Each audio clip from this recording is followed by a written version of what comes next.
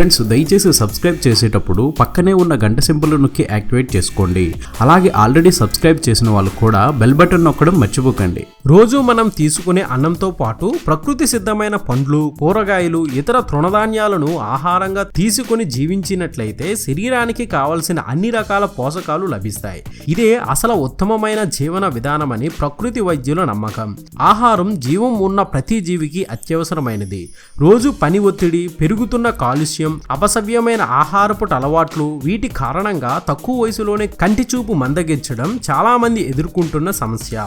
ఈ సమస్యను అధిగమించడానికి ఆకుకూరల్లో ఒకటైన పొన్నగంటి కూరను వినియోగించడం చక్కటి పరిష్కారం అని నిపుణులు సూచిస్తున్నారు.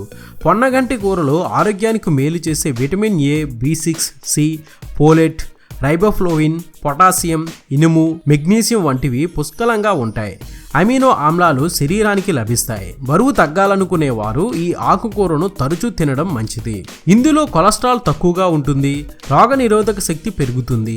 పొన్నగంటి ఆకులో లభించే నూనె పదార్థాలు అధిక రక్తపోటును తగ్గించి గుండె సమస్యలను అదుపులో ఉంచుతాయి. రక్తంలో చెడు కొలెస్ట్రాల్ పేరుకుపోకుండా కాపాడుతాయి.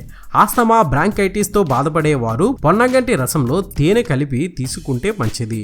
పొన్నగంటి కూరలో లభించే కాల్షియం ఎముకల ఎదుగుదలకు, ఆస్టియోఫోరోసిస్ను దూరం చేయడానికి ఉపయోగపడుతుంది.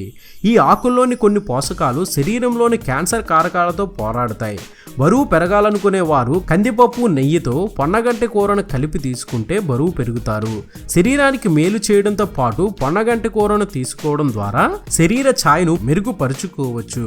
ఎక్కువ ఎండలో తిరిగి పనిచేసే వారికి, గంటల కొద్దీ కంప్యూటర్ల ముందు కూర్చునే వారికి కంటి కింద నల్లని వలయాలు ఏర్పడతాయి, కంటి సమస్యలు ఏర్పడతాయి. అలాంటి సమస్యలు ఎదురైతే పొన్నగంటి కూరను తీసుకుంటే మంచి ఫలితం ఉంటుంది.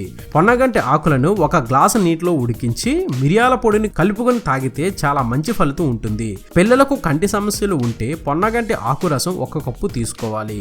దానిని నెయ్యితో కలిపి వేడి చేసి ఆ మిశ్రమాన్ని రోజుకు 1 స్పూన్ చొప్పున పిల్లలకు తాగిస్తే వారికి కంటి సమస్యలు దూరం అవుతాయి. ఇది అప్డేట్. మరొక ఇంట్రెస్టింగ్ వీడియోతో మీ ముందుకు వచ్చేస్తాను. ఇలా ఎన్నో కొత్త విషయాలను మనకు తెలియజేస్తున్న మన విఆర్ మీడియా యూట్యూబ్ ఛానల్ని సబ్స్క్రైబ్ చేయండి, మమ్మల్ని ప్రోత్సహించండి. Please subscribe and thank you.